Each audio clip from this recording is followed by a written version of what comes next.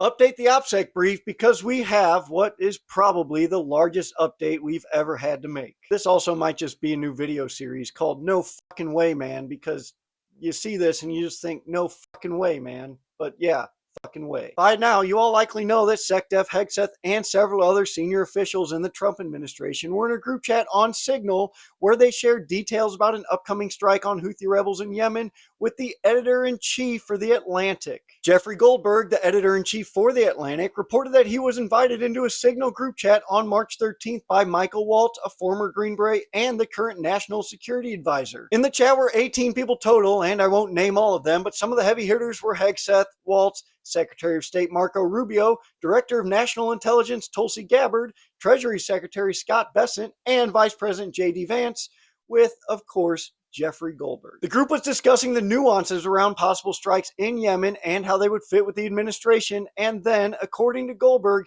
detailed attack plans to include sequence of attack, assets and munitions that would be used, intelligence sources, and then battle damage assessments were discussed. Leading up to the strike, Hegseth said, "I will do all we can to enforce 100% OPSEC," and then later wrote, "We are currently clean on OPSEC."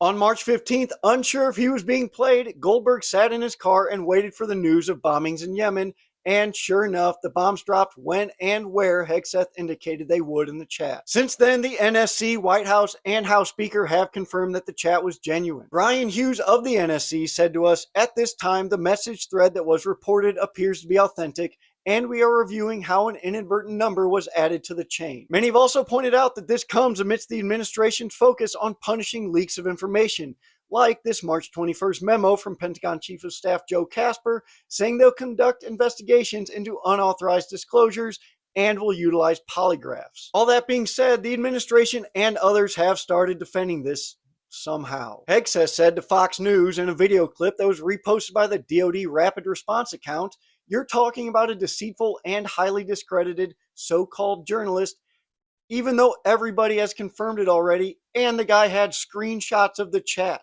The White House is also now saying that no classified information was shared in the chat, even though the name of a CIA field agent was reportedly given, and detailed plans for the strike and intelligence gathering techniques and methods were discussed, though Goldberg did not publish those screenshots for obvious reasons, like he could go to jail. We have a story on this at taskandpurpose.com that you can read, and we'll have another story coming out later about how previous leaks were handled, mostly when like enlisted did something stupid and they were fucking hammered for it. So stay tuned for that, and follow us here for more news by and for the military community.